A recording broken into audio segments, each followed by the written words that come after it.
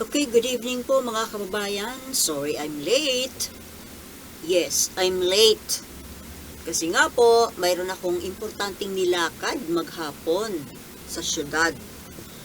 At saka, ito pong topic ngayon, itong tungkol sa pangiinsulto po ng Chinese government sa ating government, sa ating presidente, at alam nyo, hindi lang po sa Pangulo, kundi sa buong lahing Pilipino or sa kabuuang bansa ng Pilipinas. Alam nyo na po yan kasi mainit pong pinag-uusapan yan sa ngayon. So, syempre, tayo naman ay magpapahayag din ng ating saloobin. Kumbaga sasakay sa topic. Hindi lang sa sinasakyan natin, kundi talagang obligasyon po natin na ipagtanggol ang dapat ipagtanggol. Ipagtanggol natin ang ating bayan kapag tayo inaapi. Kagaya nito, inuinsulto tayo.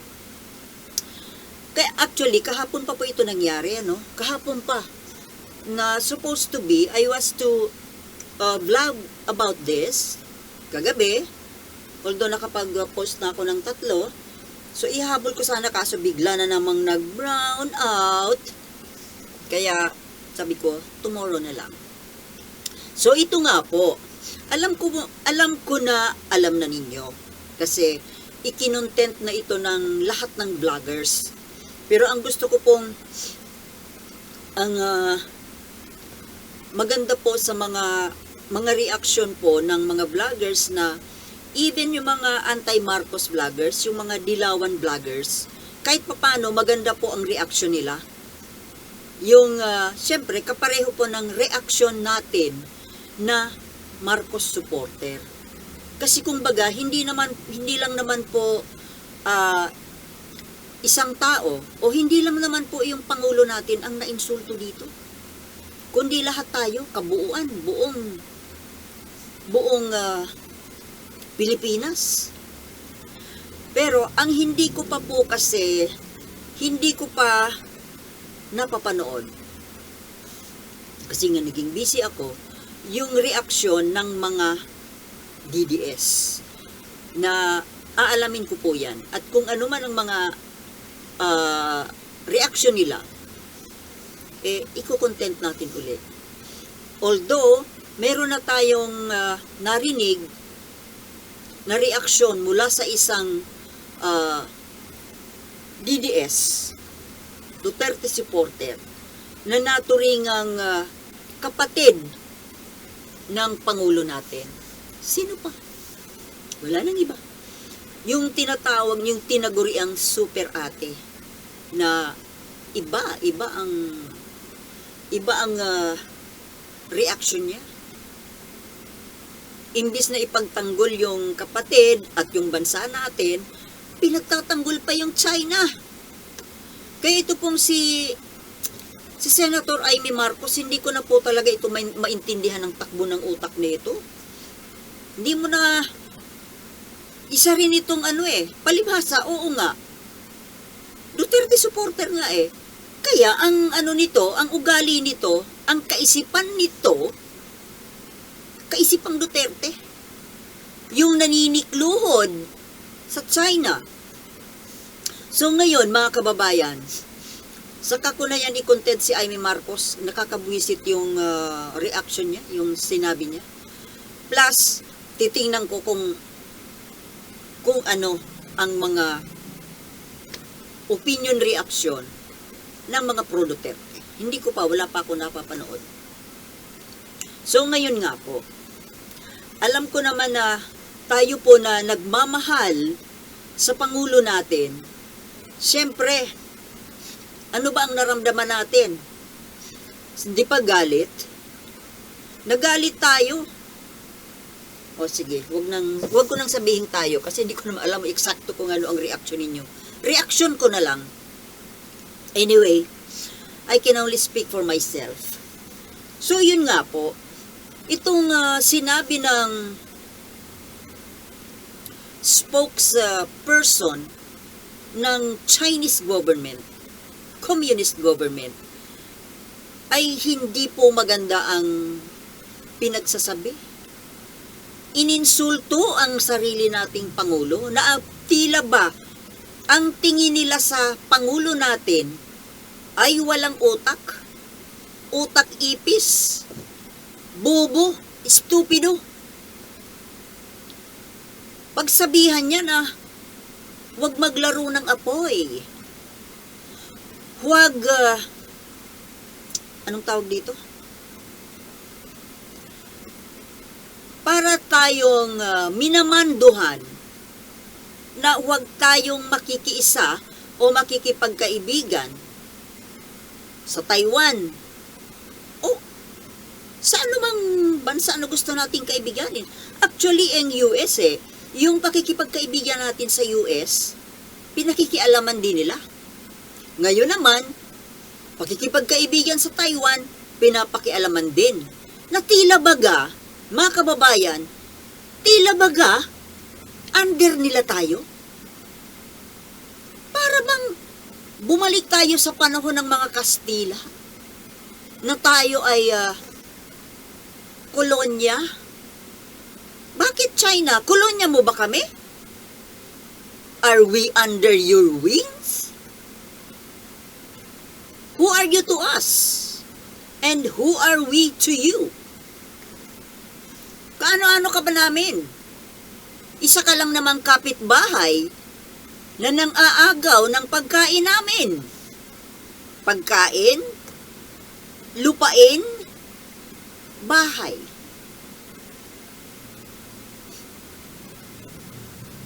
Kung mayroon kayong dapat pakialaman, China, kung mayroon kayong dapat na pakialaman, yun ay itong Taiwan na itinuturing ninyo na inyong probinsya. Inyong sariling lupa, sarili ninyong tao. Na kung tutuusin, itinatanggi naman nga kayo. Sa totoo lang, China, mga kababayan, sa totoo lang, dapat mahiya-hiya itong China na ito. Isinusukas siya ng Taiwan. Kayo lang naman, China, ang nagpupumilit, isinasaksak,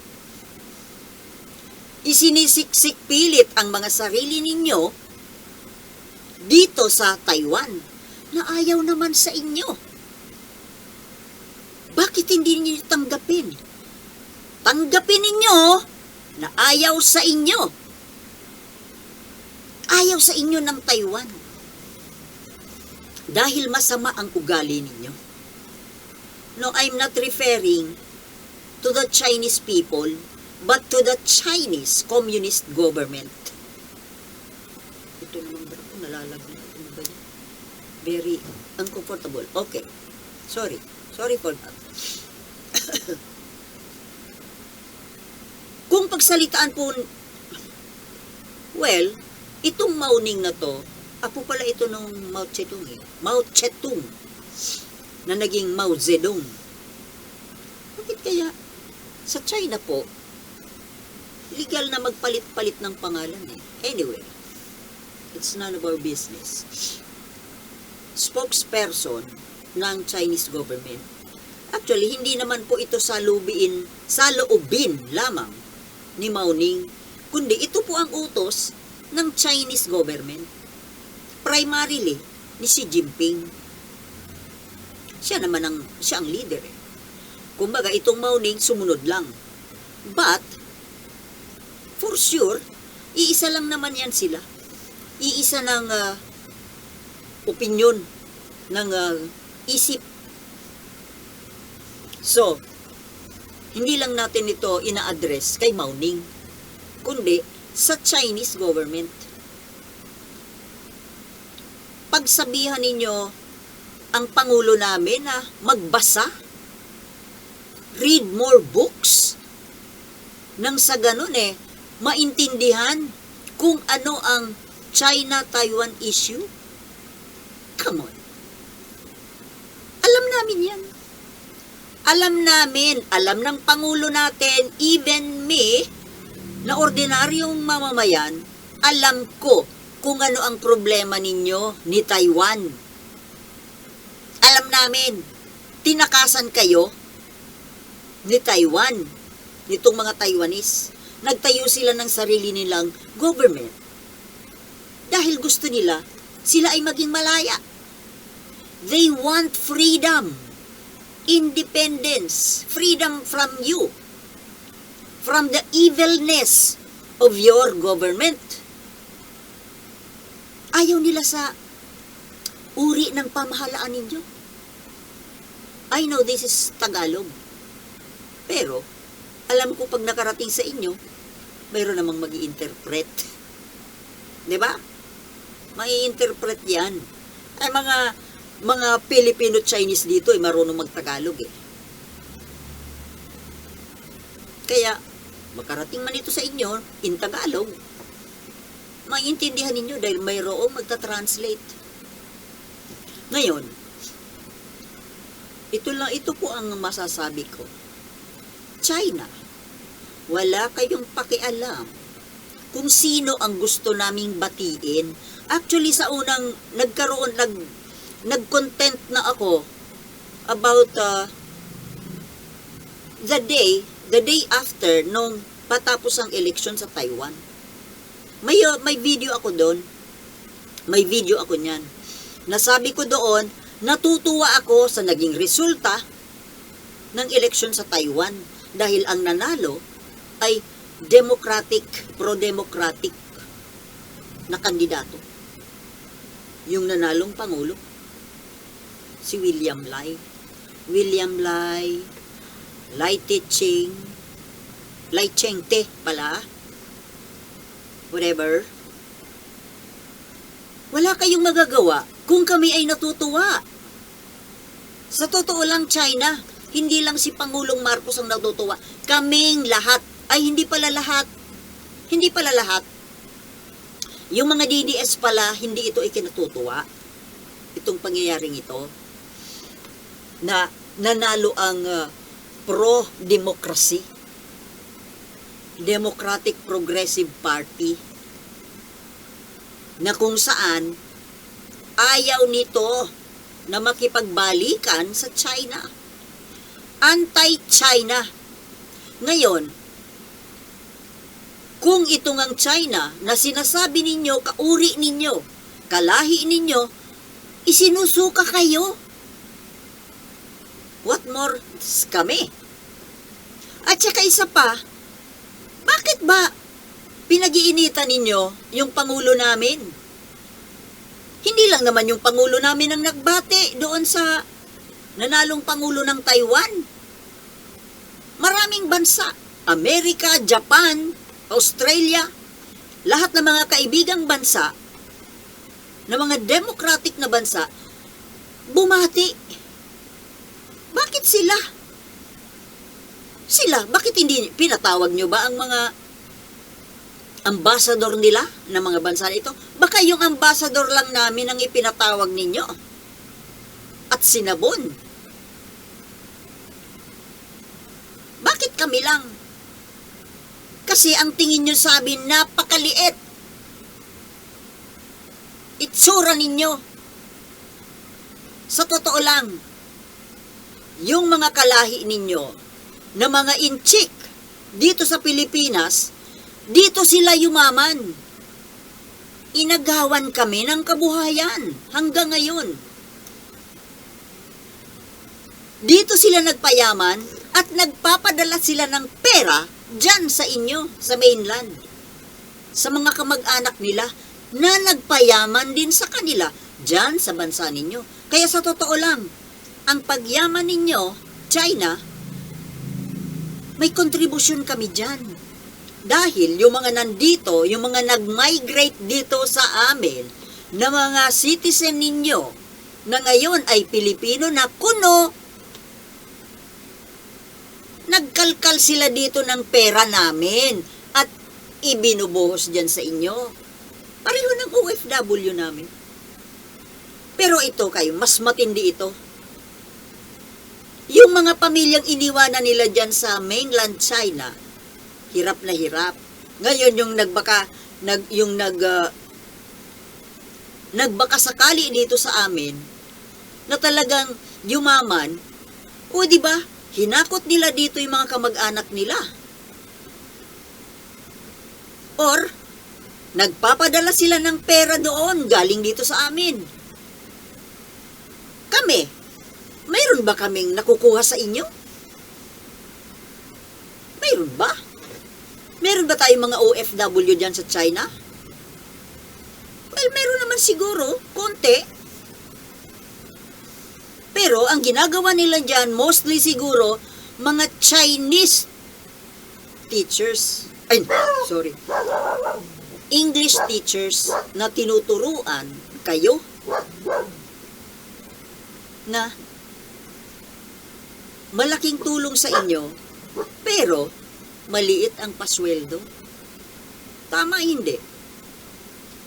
Ang pasweldo ninyo, halos pareho lang ng sinasahod ng mga English teachers dito sa Pilipinas. Alam ko, dahil itong mga online teachers na magtuturo sa mga Chinese na estudyante, ang rate ng pasahod ninyo ay parehas lang ng dito sa Pilipinas. Oh. Di ba? Wala kami nakukuha sa inyo, China. Wala kami pakinabang sa inyo. Kami, ang Pilipinas, ang may pinapakinabang kayo. Meron kayong nakukuha sa amin. Kami, ano nakukuha namin sa inyo? Mga siraing gamit? Mga made in China na madaling masira? Kung maka-insulto kayo, read more books. Sa totoo lang po, mga kababayan, itong Chinese na ito, Chinese kayo, itong nag-insulto na ito sa pangulo namin, kayo ang dapat magbasa. Kayo ang hindi nagbabasa, kayo ang uncivilized, kayo ang walang manners, mga mal-edukado, uncivilized, morons. Did you hear that? For me, you are morons. I-google nyo ang moron. Sa totoo lang, kayo dapat ang magbasa. Kayo dapat ang sabihan naming magbasa. Basahin ninyo yung UNCLOS. Basahin ninyo, aralin ninyo ang international law. At wala kayong pakialam kung sino ang gusto naming i-greet, kung sino ang gusto naming batiin, kung sino ang gusto naming i-congratulate. Sino kayo sa amin? Babatiin namin yung gusto naming batiin. Who you? Who you to us? Masyado kayo, napaka-arugante. Akala mo naman, ngayon lang kayo yumaman? Hoy China, ang kayamanan ninyo, ang iba niyan galing sa amin. Ngayon lang naman kayo yumaman? Ang yayabang nyo na? Ang yabang. Akala mo naman, oy, alam namin na pabagsak na kayo. Sana naman magpakabait-bait kayo kasi alam namin, you are collapsing. Your economy is collapsing. Your citizens are flocking out of your country. Patago na nagpupuntahan sa Amerika. Hindi ba yan nakaka-insulto sa inyo, China? Na yung mga sarili ninyong mamamayan, isinusuka kayo, iniwanan kayo, lumapit, nakisuno, nakisilong sa kalaban ninyo, Amerika. Ibig sabihin, mas maganda ang Amerika. Mas gusto nila ang palakad ng Amerika. Para sa kanila, mas okay ang Amerika kaysa sa inyo. Kung marunong kayong mag-analyze, you should analyze that. Bakit kayo tinatakasan ng mga sarili ninyong mamamayan? Bakit ayaw sa inyo ng Hong Kong? Bakit ayaw sa inyo ng Taiwan? Kung mabuti kayo, sila mismo ang lalapit sa inyo. Ngayon, ayaw nila sa inyo, ipinagpipilitan ninyo ang mga sarili ninyo. Mahiyahiya kayo. Isinusuka kayo.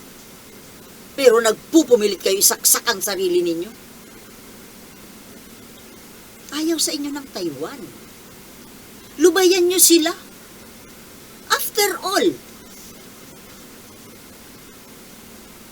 alam nyo, Communist China, itong mga bansang ito na kumikilala sa inyong stupid One China policy, sa kaloob-looban nila, hindi naman sila sumasang-ayon dyan sa One China policy.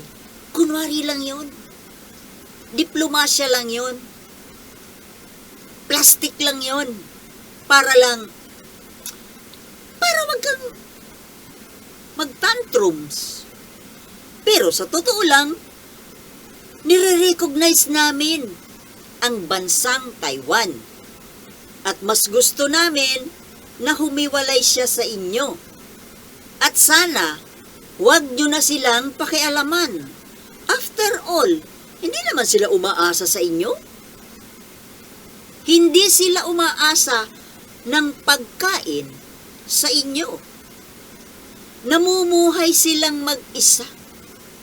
Kaya nilang mabuhay mag-isa. Kaya wala dapat kayong pakialam. Sabi nga nung tatay ko noon, yung ayaw sumunod, wag magpasakop. Oh, itong si Taiwan, sinatawag niyo na renegade probinsya, ayaw sumunod sa inyo. Kaya nga humihiwalay sa inyo. Nagsasarili. At kaya nilang magsarili. Baka kayo kasi ang may kailangan sa Taiwan. Pero ang Taiwan walang kailangan sa inyo. Mabubuhay ang Taiwan na walang China. Kasi nandito yung mga kaibigan nilang mga democratic countries. Alam mo, dapat dyan sa China, matunaw na eh. Pero kailangan umalis muna dyan yung mga mababait na mga Chinese citizens. O kayo mga Chinese citizens na mababait, magsilayas na kayo dyan. Migrate na kayo doon sa mga mababait na bansa. Kasi bubombahin yan. Tutunawin yan. Kasama niya ng mga demonyo na nandiyan sa gobyerno. Ang yayabang eh. Ang yayabang ninyo, mapanglait, mayabang, mal-edukado, uncivilized. Lahat ng negative, nadyan na sa inyo. Sa lahat na bansa, kayo lang ang may masamang ugali. Alam niyo ang Russia kahit papano, naging komunista rin yan, pero hindi ganyan ang ugali sa inyo. Di ba?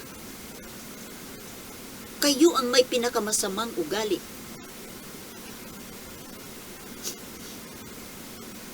Huwag ninyo kaming pinapakialaman.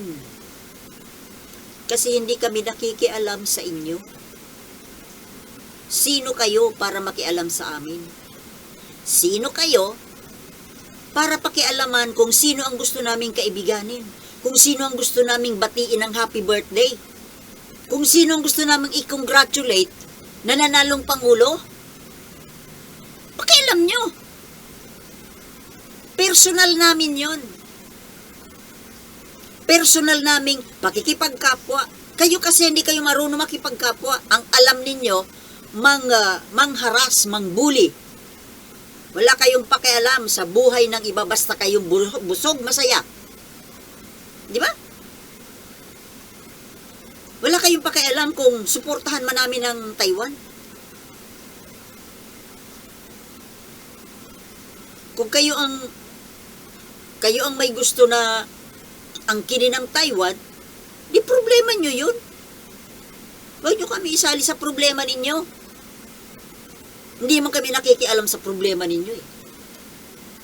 Nakikipagkaibigan lang kami, nakikipagkapitbahay, nakikipagkapwa. Yun lang. Problemahin ninyo Ang problema ninyo diyan sa Taiwan, ligawan ninyo. Hindi yung re-rape ninyo. Puwersahan. Pinipuwersa ninyo ang Taiwan, pinipuwersa ninyo yung Hong Kong, ayaw sa inyo. Kumbaga sa tao, nanliligaw ka, ayaw sa'yo, ginahasa mo ngayon. Ganyan. Ginagahasa, mahilig manggahasa. Ginagahasa yung Taiwan. Ginahasa na niya yung Hong Kong. Ngayon, actually matagal na tayong ginahasa niyan.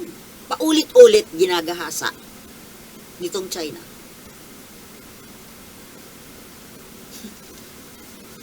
Wala tayong mga kababayan, wala naman tayong pakialam sa problema niya sa Taiwan. Problema mo yan, China. Huwag mo kami idamay sa problema mo sa Taiwan. Huwag mo kaming pakialaman kung gusto naming mambati. Kayo dapat binati nyo rin eh.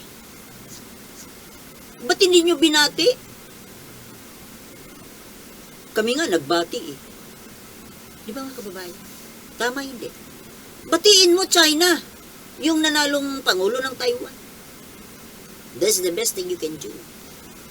Okay mga kababayan, hanggang dito na lang at kailang maipost ko to ngayon kaagad. Thank you for watching and peace.